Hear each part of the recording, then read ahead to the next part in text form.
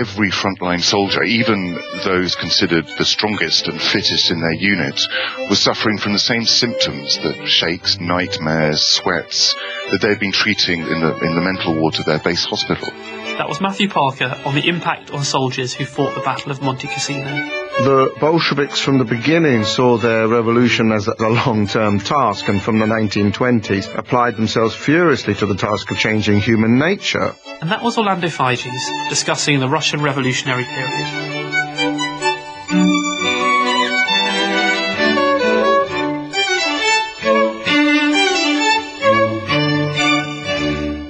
Hello and welcome to the History Extra podcast. I'm Rob Attar and I'm the editor of BBC History magazine, which is the UK's best-selling history magazine. It's available in all good newsagents, or you can take out a subscription from anywhere in the world. Visit historyextra.com/subscribe for our latest subscription offers. We also have digital editions available for the iPad, the Kindle Fire, Google Play and Zinio. For details of all of these, visit historyextra.com/digital. 70 years ago this month, the Battle of Monte Cassino came to an end. It was the conclusion of 4 months of bitter fighting between Allied and German forces over a key defensive position in the middle of Italy. To explore the history of this battle, I spoke to historian Matthew Parker, author of a best-selling account of the fight for Monte Cassino. I began by asking him to fill me in on the background to the battle. The Italian campaign and which sort of climaxed, I suppose, at Monte Cassino was the result of a strategic and tactical mess, a fudge, if you like. After the end of the African campaign, the Americans were very keen to attack across the Channel and head on the shortest route to Berlin. The British were much more cautious, really from the suffering that had been endured a generation before, fighting in the First World War in northern France. And they were keen, in Churchill's word, to attack the soft underbelly of Europe. Now, the Americans were suspicious this was really motivated by imperial concerns, which to an extent perhaps it was, as control of the Mediterranean would open up the route to India for the British.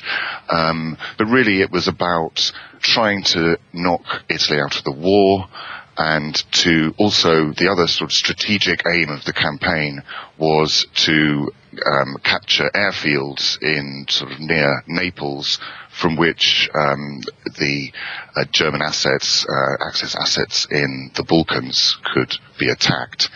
Now, what actually happened was really the strategic objectives were achieved long before the Allies reached Monte Cassino. The invasion of Sicily in July 1943 effectively brought down Mussolini, and after the Allied troops landed near Naples at Salerno in September, the Italians had capitulated, and very soon after that the airfields were captured and put to use. So the big question, of course, is why the Allies continued fighting up Italy towards the north.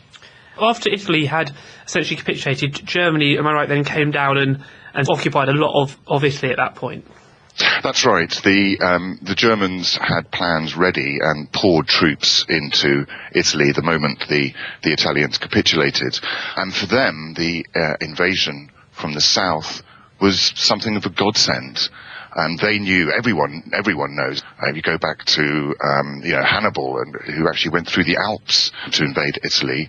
Napoleon famously said, Italy is a boot, you have to enter it from the top. And really, and if you look through the long history of warfare in Italy, there's very few successful attacks on the Rome from the south. And the reason for this is simple. There are high mountains interspersed with fast-flowing rivers. It is perfect defensive terrain. The Germans were aware of this and were more than happy for the Allies to, as they put it, break their teeth attacking from the south. Why do you think the Allies then decided to do this? I mean, would they not have been better off just planning the campaign, the Normandy campaign, and leaving Italy as it was?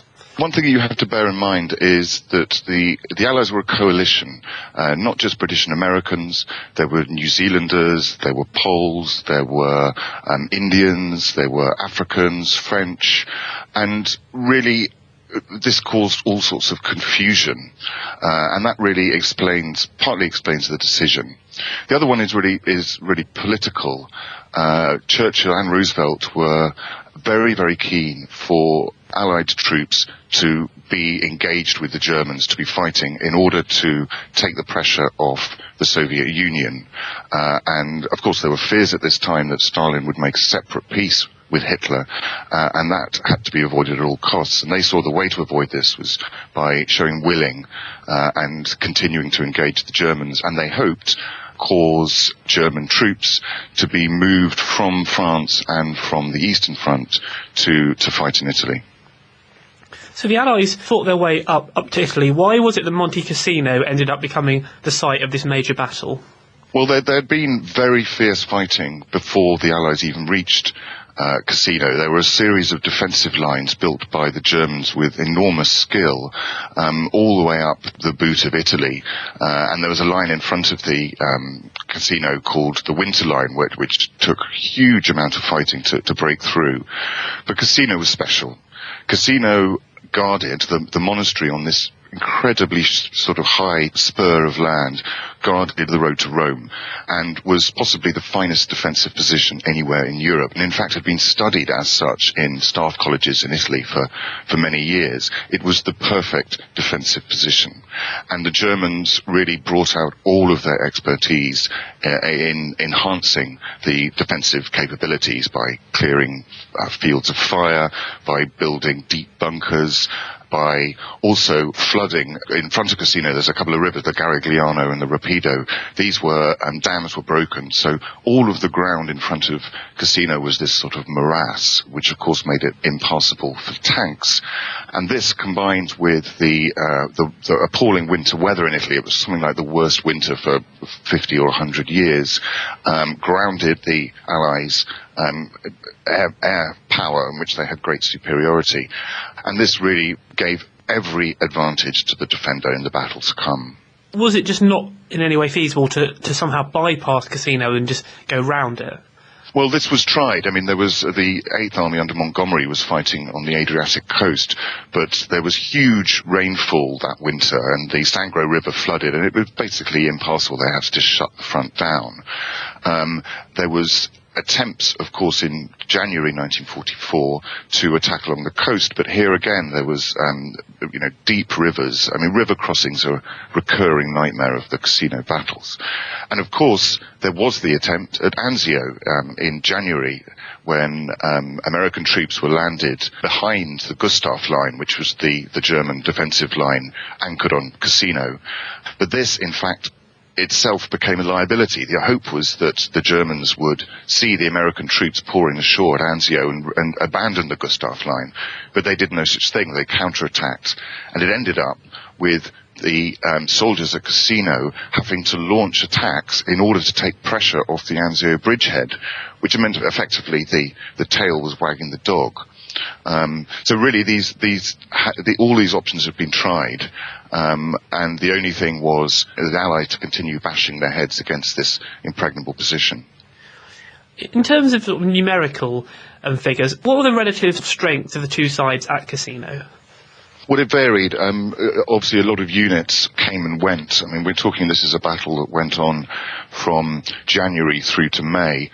On the whole, certainly by the end, by what we call the fourth battle, which was the final breakthrough, the Allies outnumbered the Germans something like 3 or 4 to 1 in terms of manpower. And they had also, as I've said, a huge superiority in tanks and aircraft as well, and in artillery. And what was the Allied strategy to try and defeat this very strong defensive position? It was a bit of a mess. They tried, as you suggested, going round in the mountains using extremely effective French North African mountain troops, but they were sort of attacking up snow-clad mountains. It was absolutely horrific. And they launched a series of piecemeal attacks, first in January, when the US 36th Division tried to cross the Rapido River in front of Cassino and suffered what was called in the press at home the worst disaster since Pearl Harbor. And thereafter, they did everything they could to utilize their huge power in terms of bombers. So for the Second Battle of Cassino, the monastery, the sacred site, was reduced to rubble by the American super fortress bombers, with the hope that then British Indian troops could sort of storm it. But unfortunately, because of the difficulty of getting troops up the steep mountain, there were insufficient men ready to go at the right moment. The third battle again used air power to demolish Cassino town. If you go there today, you won't find a single building that predates the Second World War. And this was held by an elite German parachute unit, only 300 men, who miraculously managed to fight off the attacking force, which in this case was New Zealanders. You can see how international this battle was. That was in March, and then there was quite a long lull, and then at last in May, and General Alexander, the Supreme Allied Commander in the theatre, did really what he had wanted to do all along, which was to attack all along the front from Cassino to the sea, and this eventually, really by sheer force of numbers, broke the German resistance. You mentioned earlier about the bombing of the actual monastery itself. Were there any ethical qualms at the time about doing that, or was it just felt that it was a military essential? I think there were. I mean, there were debates between Alexander and Churchill and other senior commanders, and really they'd taken the view from early in the Italian campaign that no building was worth an Allied soldier's life. At the time, this was, of course, a huge propaganda coup for the Germans, who could point to the Allies and, as barbarians and unchristian. And rather ironically, it was actually counterproductive, because the monastery in ruins was an even better defensive position than when it was intact. And certainly local Italians, even today, consider the bombing a sacrilege, but I don't think Alexander paused too long before giving the order. I've read in some places that conditions for the people fighting here were comparable to, say, something like Stalingrad or the First World War trenches. From your point of view, what do you think it was like for the people fighting the battle? This was really the key question that I wanted to answer when I was researching and writing the book. And to that, to that aim, I concentrated as much as possible on telling the story from the bottom up, from interviews with hundreds of veterans around the world. I mean, one of the things that first drew me to this story, I was working on a book called The War of Nerves by Ben Shepherd, which is an excellent history of military psychiatry from the 19th century through to modern day. And there I came across a curious little episode. It turns out that the young American psychiatrists, they arrived at Cassino, and for the first time, because of the static nature of the fighting, they were able to get right up to the front line to sort of assess the riflemen fighting there. And what they found absolutely amazed them. They found that every frontline troop, a soldier, even those considered the strongest and fittest in their unit, was suffering from the same symptoms, the shakes, nightmares, sweats, that they'd been treating in the mental wards of their base hospitals. So effectively the whole place was having a sort of mass nervous breakdown. And this really intrigued me, and I really wanted to find out how on earth that had happened. And I think it's through lots of factors. Partly the conditions, as I said, it was the worst winter weather. It was, people were freezing to death. The fighting was very much hand to hand. I think we have this view of the Second World War as somehow sort of cleaner and more mechanical and fast moving than the First World War, but Cassino, all of this was turned upside down, and it was compared by people on both sides to the fighting at sort of Passchendaele and the Somme. And because of the conditions made sort of armour and aircraft obsolete, the fighting went back to an earlier age. It was rifles, it was mortars, it was grenades, even hand-to-hand fighting.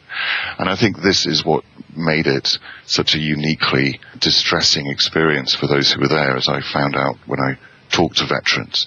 And the other thing is that unlike perhaps the fighting, the Battle of Britain, for instance, there really was a feeling amongst the soldiers that they were fighting a sort of diversion. They were sacrificing themselves for no real purpose. The morale breakdown, even before Cassino, by December 43, there was an epidemic of desertion in the British Army. There was something like 20,000 men on the trot, as they call it, even, to the extent where Alexander was pleading to be allowed to reinstate the death penalty for desertion unsuccessfully. And if you look at the American soldiers, it's the same. The Mark Clark's Fifth Army, I think by December 43 had suffered something like 40,000 battle casualties, and at the same time there were 50,000 men off sick. And I heard stories of American soldiers, deliberately filling their boot with water in the hope that they got trench foot and therefore could avoid frontline combat. This is really what makes Cassino sort of uniquely interesting and nuanced and complicated. And you add to that there's all these other nationalities who weren't necessarily, if you look at the Poles, they were fanatically enthusiastic fighters, particularly contrasted to the sort of civilian armies of Britain and the United States. And I think that's what makes, you can't say there's one particular Cassino soldier. They were all sorts of people who reacted to the trauma in lots of different ways. But if you have to generalize, you could say that they didn't really feel that their sacrifices were making any difference to the war effort. On the bigger picture, how much focus was there around the world on what was happening at Cassino? Did people around the world feel also that it was a bit of a diversion, or were they more focused on the upcoming Normandy landings and the Eastern Front? Well, certainly if you look at the British press, they were pretty derogatory there were sort of quips about sunny Italy. And at one point, the people fighting in Italy were called the D-Day Dodgers, which was something that they adopted, ironically, as their motto. But then if you look at Poland, of course, it's a completely different story. The fact that there were Poles fighting in Italy, and particularly that it was Poles who eventually occupied the monastery, which had taken on this huge symbolic importance by this point. This was very, very big news in Poland, and it gave hope that Poland, by covering itself in glory, martial glory, would somehow survive as a free state, which of course by the time of Cassino was already a forlorn hope.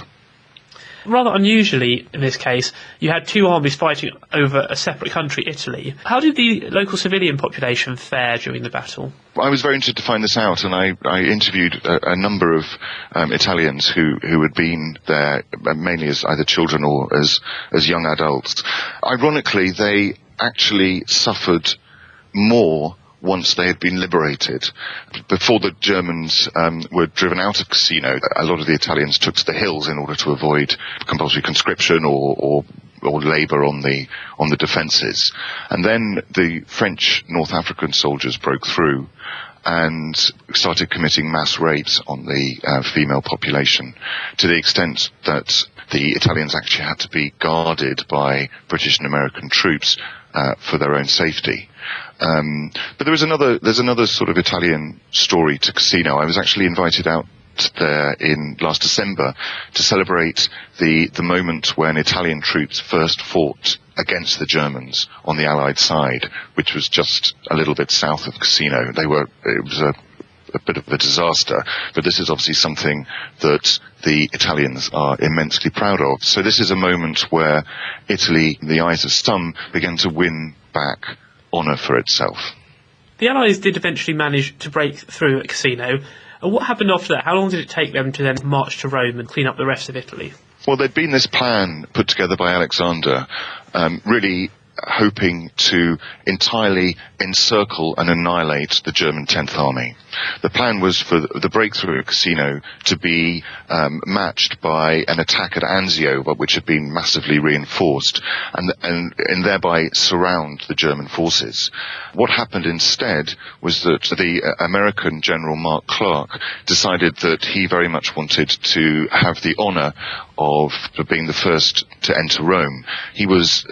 Clark was obsessed with he had a huge public relations operation and photographers, and was really publicity hungry to an obscene degree. If you talk to any of his American soldiers who fought under him, they have nothing but disgust for him. So instead of encircling the German army, he directed his men to enter Rome, and the German 10th Army escaped, moved north, and had to be fought all over again later in August 1944 on another line of defences called the Gothic Line north of Florence.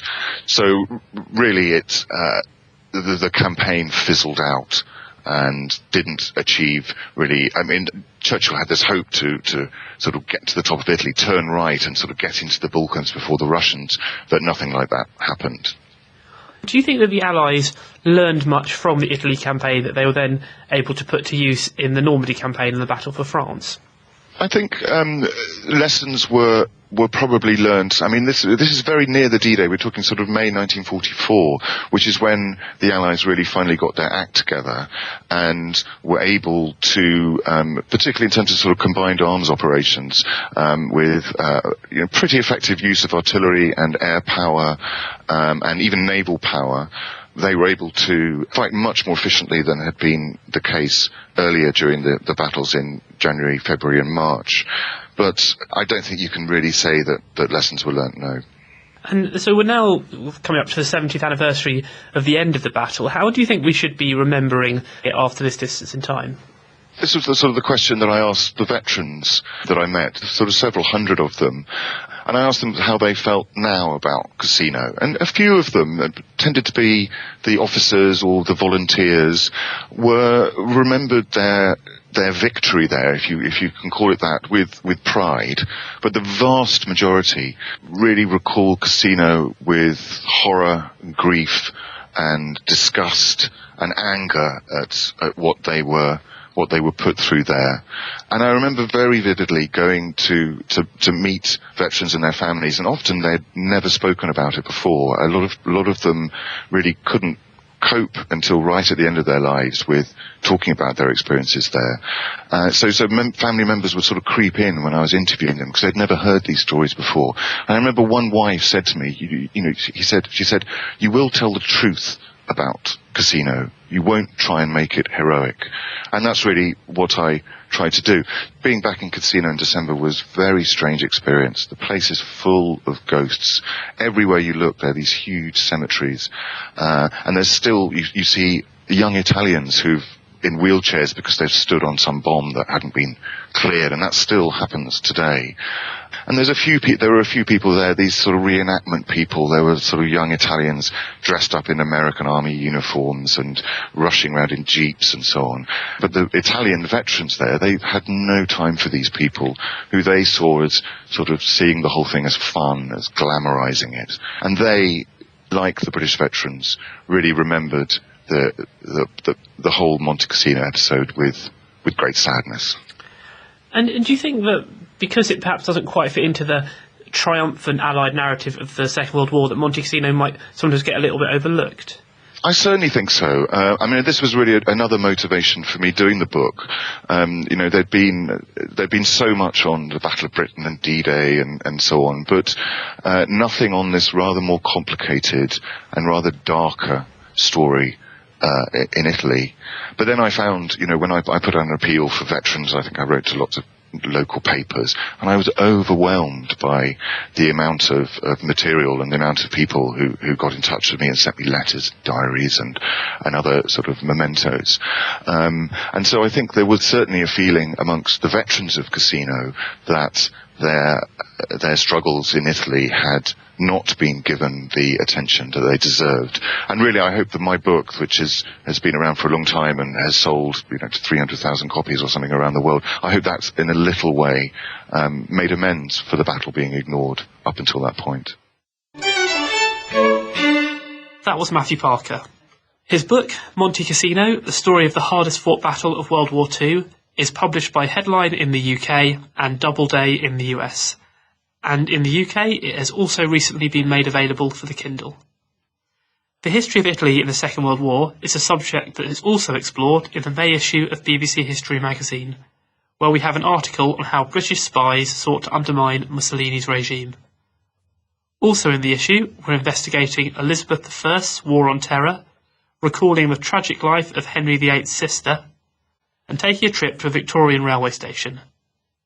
If you like the sound of any of that, then why not pick up a copy at all good newsagents or via our digital formats. And now we have a short advertisement break. It is cold at 6:40 in the morning of a March day in Paris, and seems even colder when a man is about to be executed by firing squad. From the opening line of Frederick Forsyth's gripping thriller, The Day of the Jackal, to the poignant photographs in the first illustrated edition of John Steinbeck's Once There Was a War, the Folio Society's unique and astonishing books are beautiful from start to finish. Discover more beautiful books at foliosociety.com/history podcast and receive £20 off your first folio purchase. Quote code E20AF at checkout. New customers only. Brilliant moments with Visit Scotland. Experience the drama of the Battle of Bannockburn as it's brought to life by over 300 reenactors at Bannockburn Live. A great day out for all. There will be some of Scotland's biggest trad music stars on the main stage, battle preparations in the medieval villages, and fantastic Scottish produce to eat and drink. It all happens near Stirling on 28th and 29th June. Get your tickets now at bannockburnlive.com. Now it's time for the latest history news with our website editor, Emma McFarlane. The author of a best-selling Holocaust memoir has been ordered to pay back £13.3 million after she admitted much of her story was made up. In Misha, a memoir of the Holocaust years, published in 1997, Belgian writer Misha de Fonseca claimed she was adopted by a pack of wolves and killed a Nazi soldier to survive after her Jewish parents were taken during the Second World War. But it emerged in 2008 that she was not Jewish, as claimed, and her tale of 4 years wandering through forest to escape the Holocaust was untrue. Now, a judge has ruled that despite the author's claims that she believed her story to be true during the publication process, she will have to pay back the money she was awarded, which amounts to $22.5 million. Meanwhile, the Imperial War Museum is to upload the records of all of those who served with the British Army overseas between 1914 and 1918 to a digital memorial. The Lives of the First World War project will become the largest permanent collection of wartime biographies, remembering more than 4.5 million men and 40,000 women, the Telegraph reports. The first names to be put up are those who endured active army service. Over the coming months, millions of new records will be added, including those who served with the Royal Navy and the Royal Flying Corps. In other news, more than 5 centuries after Christopher Columbus's flagship, the Santa Maria, was wrecked in the Caribbean, archaeological investigators think they may have discovered the vessel's long-lost remains, lying at the bottom of the sea off the north coast of Haiti. According to The Independent, the leader of a recent expedition to the site said that all the geographical, underwater topography and archaeological evidence strongly suggests that this wreck is a Santa Maria. So far, the team has carried out purely non-invasive survey work at the site, measuring and photographing it. The team hopes to carry out a detailed archaeological excavation of the wreck. Thanks for that, Emma, and don't forget to visit historyextra.com for all the latest history news. Before our next interview, here's a reminder that tickets have gone on sale for our 2014 History Weekend Festival. Taking place from the 16th and 19th of October, in the Wiltshire town of Malmesbury, the festival features talks from dozens of leading historians, authors and broadcasters. Among them, Hilary Mantel, Paddy Ashdown, Dan Snow, Earl Spencer, Susanna Lipscomb and Tom Holland. To find out more information and to purchase tickets, please visit the festival website historyweekend.com.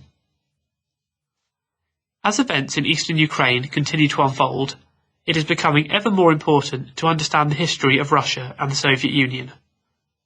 A good place to start might well be the new book by Professor Orlando Figes, Revolutionary Russia, 1891 to 1991, which provides a concise narrative of this pivotal period. I caught up with Orlando recently to find out more about his book, as well as a new website he has launched to help students and teachers of Russian history. Some people might expect a book on revolutionary Russia to begin in 1917, but you've actually started back in 1891. Why did you make that choice?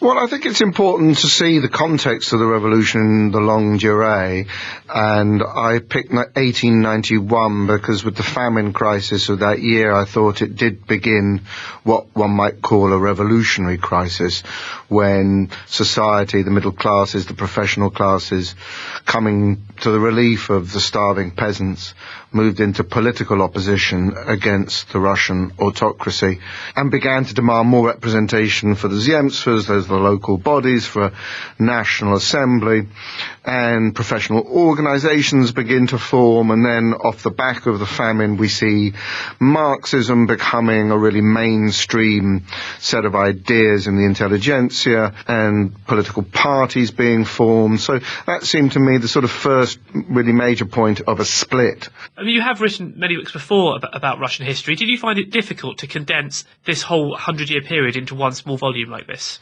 Yes, I did. I found it immensely difficult.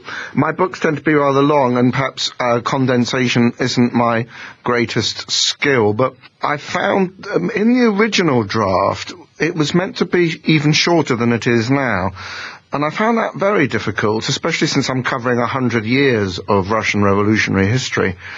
And then, funnily, allowing yourself just 10% more space just liberated you a great deal, because then suddenly the sort of detail, the sort of illustration one wanted to add, the sort of greater analysis one wanted to put into the narrative, the easier it was, and it only took a little bit more. But I think the book also comes off my teaching as well. I've got to say, I've taught courses on the Russian Revolution for about 30 years now, and this book is to some extent possible because over that period I've learnt to sort of make it more concise, make it clearer. Clarity, I think, is the one thing I've really strived for in this book, to make the contours of the revolution, the causes and consequences of the revolution really clear to a general reader, and I hope to lots of students. And did doing this exercise actually in any way reshape your ideas about the Russian Revolution and its aftermath?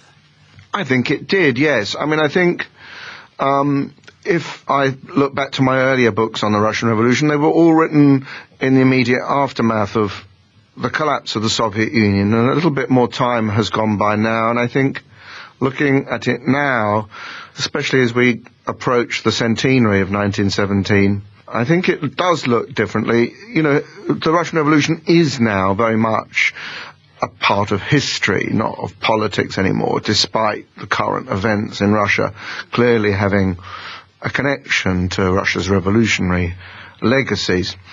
And I think also looking at the history as a 100-year cycle, which is the main argument of the book, the idea that if it begins in 1891 with the famine crisis, it doesn't really end until 1991 with the collapse of the Soviet Union, because essentially, although they ran out of energy and perhaps a certain amount of belief, the Soviet leaders, after Khrushchev, even Brezhnev, really did believe they were continuing a revolution, and in terms of their international policies, thought they might still inspire third world countries to follow the Soviet example. So looking at the revolution as this century-long cycle, I think does throw up a number of new perspectives. And I wanted to illuminate the idea of revolution itself, the idea that this was an experiment, this was something that could be perfected, this was something that had its own dynamic and continue to roll on in ideology at least, but also in policies for the entire Soviet leadership. I think if you do that, it does look rather different than it would if you simply wrote your more orthodox treatment of the Russian Revolution as something that begins around 1917 and ends around the time of Lenin's death. And actually, the Soviet period probably lasted longer than a lot of comparable totalitarian regimes in places like Germany or Spain or Italy. Do you have a view of why it managed to cling on for so long? Yeah, I mean, that's exactly the point, isn't it? That it did last 3 generations, and I've tried to chart that 100-year cycle in terms of 3 generational phases. The first of essentially the old Bolsheviks from the late 19th century until the 1930s, and I suppose if they hadn't died out by then, that old Bolshevik intelligentsia was then eliminated by the Great Terror of 1937. And then a second phase of Stalin's generation, people who rose from humble origins as a result of the Civil War and the Revolution and Stalin's great sort of state-building, industrializing project, and took the place of those old Bolsheviks and continued, most of them, in positions until the end of the Soviet regime. And then the third phase, which I date from Khrushchev's secret speech of 1956, denouncing the cult of personality, which I believe was a real crisis of authority for the system, but also gave birth to a new Marxist intelligentsia within the party, whose most prominent representative was probably Gorbachev, and who tried to make the revolution work, or at least to reform the system then, right at the end. So I think coming back to your question, if we think of the revolution in this sort of long durée, the reasons for its endurance become a little bit clearer. Firstly, the Bolsheviks from the beginning saw their revolution as a long-term task, and from the 1920s applied themselves furiously to the task of changing human nature, of educating children in Soviet values, in eradicating traces of the old imperial bourgeois culture, as they would have put it, and that did have very lasting legacies for that generation, for kids who grew up in the 1920s, for the large part accepting the values they were given through school, and partly because they were inhibited from accepting the values of families that might predate the revolution, because that was politically more dangerous. And then once you put a sort of lightning bolt of terror through the system, as Stalin does in 1937, but in sort of smaller waves of terror throughout his reign, lasting until 1953, that sort of breeds into that generation a sort of fear that I think does explain the longevity of the system, because however much you might sort of lose faith in the system as a result of the terror and all the sort of contradictions between the system's propaganda and what you know to be its realities, you're never really going to step outside the line because of what many people in the later Soviet period called, genetic fear. If they've been brought up by families that have suffered repression in the 1930s, then they themselves, growing up in the 1950s and 60s, might sympathize with dissident ideas, but they're not really going to join the dissidents because there's a sort of inbuilt self-censorship, an inbuilt inhibition about entering political activism against the regime. And I think that does sort of create an inbuilt loyalty to the system that explains why it lasted so long, for what I think was essentially 3 decades after genuine belief in the system had evaporated among significant sectors of the population. You've also just launched a new website on the period as well, which is aimed at those teaching and studying this period. Do you think that there are currently gaps in how these areas are taught at school? I think there are, yes. I mean, I've given dozens of talks in schools over the years and had a lot of contact with teachers, and I've always been struck how the textbooks, although very good in many ways, are in others asking the wrong questions about the revolution. And I think it's really important in this age of the book essentially dying out as a form, and probably not the first port of call for information for most students, even at university level.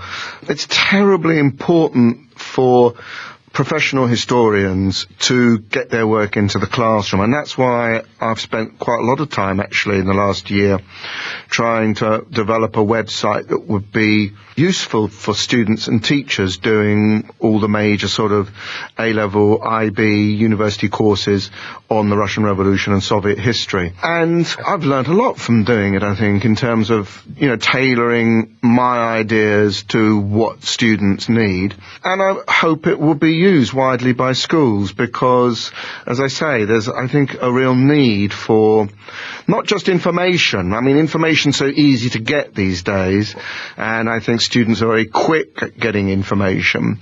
I think the problem now is for students to get guidance on how they think about problems, about what sort of questions they ask of the information, about how they might construct an argument, about what issues are really important in any major subject like the Russian Revolution. And I think it's best come from the professional historians who've worked on this for a long time, rather than from people who write textbooks or who haven't worked in the archives or who haven't sort of spent a lifetime thinking about these questions. And I hope that more historians will join me in trying to get their work into the classroom. Why do you think it is that traditionally academic historians haven't generally been that involved in the school curriculum?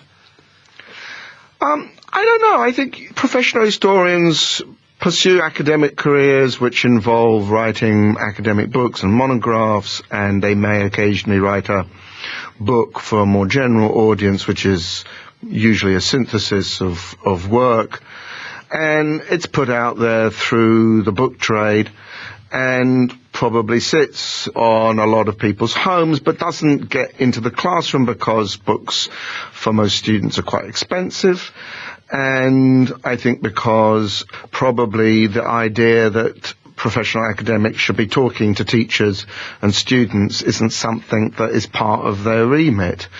I think for me it's just been different because I do a lot of teaching in schools, and because my subject happens to be a very mainstream subject. I mean, I think probably after the Nazis, maybe even before the Tudors, that Soviet history is like the most studied subject in history A-levels. And so I think it's important that students get good guidance from professional historians, and I think, if I can not present myself as completely altruistic over this and think about why, my own commercial reasons for doing this, and maybe other historians might think about this too, because the book is essentially, I think, in the long run, dying out for this new generation. It's very important to get your work over to them in ways that they find more user-friendly, that they trust, that they are used to using, i.e. on the internet. And so I don't expect this generation of students to sort of rush out and buy my backlist of books. Part of the reason why I'm putting the stuff on the website is that so that they can get some samples of those books and maybe will come to them in time. But I think it's equally important for them to get guidance on how they should think about such an important subject. For prospective students and teachers, what kind of material can they find on your website?